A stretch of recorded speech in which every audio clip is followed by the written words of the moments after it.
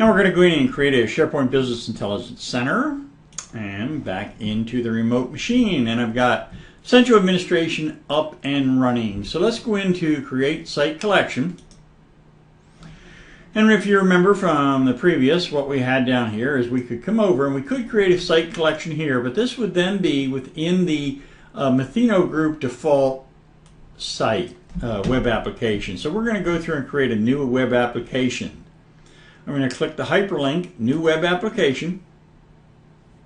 I'll be pausing off and on as this takes some time to run.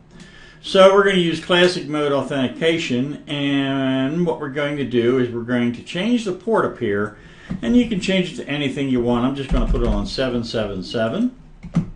SharePoint 777 will change for you automatically. And let's go in and set this whole thing up. So rather than coming in and creating using an existing application pool, we're going to create a new application pool for us down here in 777. Now the administrator for the managed account for this application pool is going to be Mathino Group student. If I didn't want it to be that, I would register a new user, and it would come in and it would ask me for a new user and the password of that user. But we're going to stick with the Mathino Group student, as we're doing everything with Mathino Group student on this box. The database server is indeed Mathino Group, and here's the name of the content database. And I'm going to change this down here, and I'm going to call it Student BI, just so that later on we can come in and take a look at it. So I've changed that down there to Student BI, and here's my service application connections, which we looked at before. And I'm going to associate this site with all of the service applications. But if I did not want to, I would just pull that down and switch off of custom. And then I would come in and say what I wanted to associate this site with. We'll leave it at default. And we've got all that. Let's see. We're going to use Windows authentication. And we're good on that. Going down, and we don't care about the for the demo down here, we don't care about the customer experience program. But normally I tell you something you really might want to take a look at. All right, if I got all this configured, it looks okay. And when I click OK, it's going to run a schema validation and tell me if I've got everything right or wrong. Now I'm in the green spiral of death. Now normally if this errors, it'll error right up front for you. As it's progressed this far, I'm going to go ahead and stop processing. That is, I'm going to pause and let it finish. Okay, the site returned, and as you see, it's selected now, the Mathino Group, and there's the port 777. Before I continue, I've started Internet Information Server by going to Start All Programs, Administrative Tools, and fired it on up. Let's open this up. So here's Internet Information Services Manager, and under Application Pools, there's SharePoint 777, which is the site that we created in here. And so now you see within my server, remember I was descending on down. So we have the server farm, and then descending down from the farm, we have web applications, and the web application is serviced by a pool of services. Okay, we don't need that anymore. We'll close it on out. Now we'll come through, and now we're going to create a site collection. We need a site collection before we can create a site, and now in this iteration of the product, unlike in the 2007 release, we go through, and when we create the collection, we automatically create the base site. So I'm going to call this Student BI. And again, down here you see it's in 777, unlike the other one, which was forcing me to either put it in the Sites collection or in Personal. I'm going to come over to the Enterprise tab, and I'm going to pick Business Intelligence Center. I noticed the old Report Center is going if you're looking for that. Now down here I need a Primary Collection Administrator, which is a serious job. And I'm going to enter Student, and then I'm going to ask it to validate, check the names, underscore, and I've got it, and that works. Now if we had a template, we could come down here and pick up a quota, and we don't have quotas, and that's beyond the scope of this course anyway. So everything looks fine up in here, and let's just say OK, and let this green spiral of death roll again. It's validating. I'm going to wait for it to go to the green spiral of death to see if we get an error. All right, that's enough. Looks like it's going to work. I'll pause while I finish. There's my green spiral. Okay, I've had success, and now I've created a farm, which was installed, of course, when we installed SharePoint. Descending down from farm, we have a web application and also a web pool to associate that with. Now, under the web application, we created a site collection, and at the time of creating the site collection, we also went in and selected a template, which was under the Enterprise tab and was our business intelligence site. So now we're going to open that, but before I do, I'm going to switch over to SQL Server Management Studio, and remember I named the content database student BI, and here you see, here it is within that server. And if I expand out tables, you can see all of the tables that I have within SharePoint. And obviously there's a great deal of them, and I'll make the obvious statement, never fool with those tables down there. So you've seen the tables. Now I'm going to go in, and I always do this, I'm going to right click down here on the name of the new site, and I'm going to say open a new tab. In the previous iteration of the product of 07, I always did this because I wanted to make sure that it actually ran. What we know so far is that all the processes have returned good, but it has not been instantiated, which we're doing right now over here on this site. Now that said, with the 2010 release, it's extraordinary for this not to work if it went this far. So we'll wait for that to come up. I'll switch over to that tab and I'll pause. Okay, and now here's my StudNet, I misspelled it, BI site up in here. And so you've got it, and everything should look the same. And if I come over and click on that so I get some action down in here, and I start moving down here, I can check this View Excel Services Sample, which I'm going to click on that just to test Excel Services. And what that's going to do is Excel Services is going to fire on up. Now, if I can, there we go. We'll let that go through and start, and we'll get a, here we are, this firing on up, and now she's loading a Excel spreadsheet, and this is going to go through, and this tests for me Excel Services. If this starts on up, then I know Excel Services worked. Let's go back home. And monitor key performances. Down here, I can come through, and I'm going to use Performance Point Services. And now here's my Performance Point Services, and if I run Dashboard Designer, I'm going to click this. Dashboard Designer is a one-click application, meaning all I have to do is click it. And now what's going to do is it's going to fire up this little launching application, which is going to test to make sure I've got everything that I need. Now I have this little pop-up, do you want to run this application? Why would I have clicked run if I didn't want to? And I'm going to say run. And download Dashboard Designer. It's really down. It's already downloaded. It's bringing it in from the .NET framework.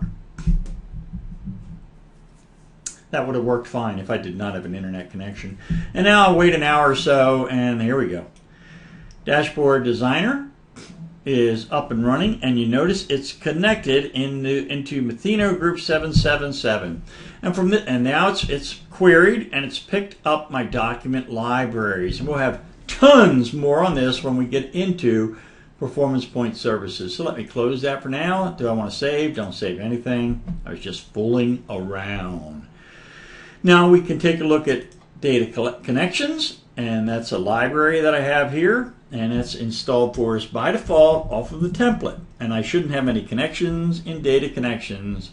And again, we'll wait for that to come up. Pause. Okay, and it's up, and as you see the view that I've got down here, and I have no connections. Let's look at Performance Point content. And Performance Point content is up. We're going to take a look at some more interesting things down here. I'm going to go over into List View.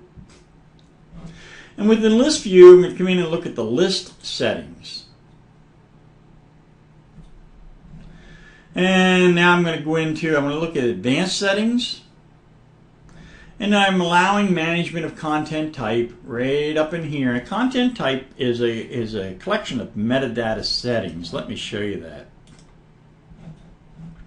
Again, let's go over into list view and list settings. I should have used the back arrow, but I didn't. Here's the content types that we're allowing into this list. So we've got this list here, and we're allowing these content types up in here. And so that when we create new items off of this list, these are the content types, these collections. Like Performance Point KPI, which has these site columns within it and other types of content that we're creating. If I want to go through, I'm going to go into libraries, by the way, just to show you all the libraries. Here's all my libraries. Now I'm going to go through and let's go back home to show you this. I'm going to go Upsite, Student BI. And I'm going to create a new Performance Point content library. Site actions down here, and I want to come through there, and I'm going to say more options. And I'll wait for that to come up. Here's my more options, came on up, and as you see, I can drop on down here like this. And what I'm going to create is, if I can find it, a custom list. And I'm going to name this, let's see, we'll name this Student PPC for Performance Point content. And I'll say create. And she created it. Now we're going to go over into the list options. And maybe I am. There we go. And now we'll go list settings. And I want to go into advanced settings. And I want to manage content types. You see, by default, content types are not managed. I'm going to say yes. And now I'll say OK. Now let's go down, and what we're going to do is we're going to add from existing site content types. And now if in here, I'm going to come down, I'm going to pull down my list, my grouping up in here, and I want to pick Performance Point. Now I'm going to go through and I'm going to add, I can add them individually, or these are the content types that I'm using for within Performance Point. I can use the Shift key as in standard Microsoft. I'm going to add them all at once.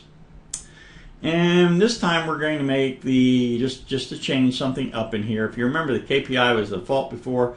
So this time I'll make the scorecard default. And that doesn't make it the default in here, I'm just showing it.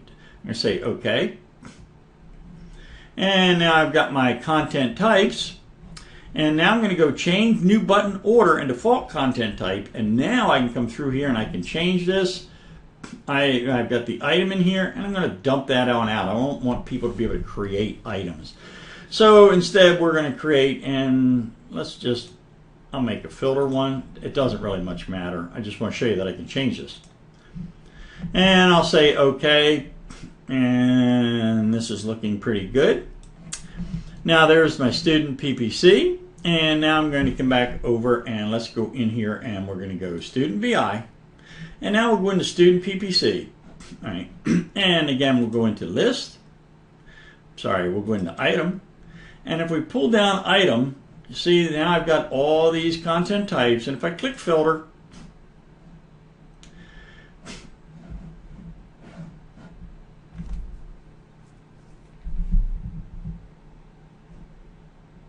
it's attempting to load Dashboard Designer. It should be attempting to load Performance Point Services, or Dashboard Designer. It's attempting to load.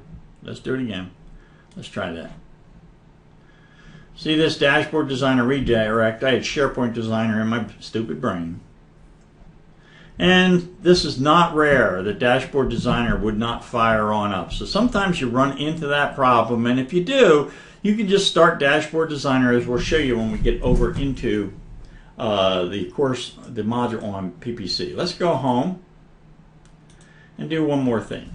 Now we've got this Business Intelligence Center, and I'm going to dump out SharePoint just so I've got the BI Center.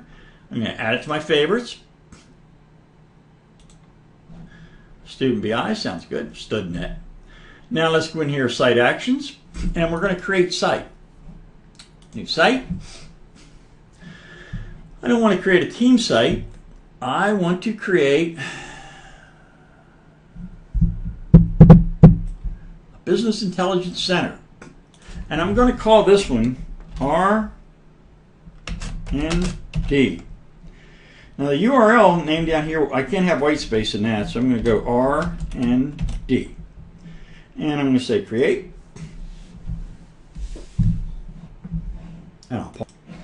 Okay, and now I've got the R&D site down here. Notice the libraries, and when I switch back over to student, there is that student PPC site that I came through. I'm sorry, document library or list that I came through and created.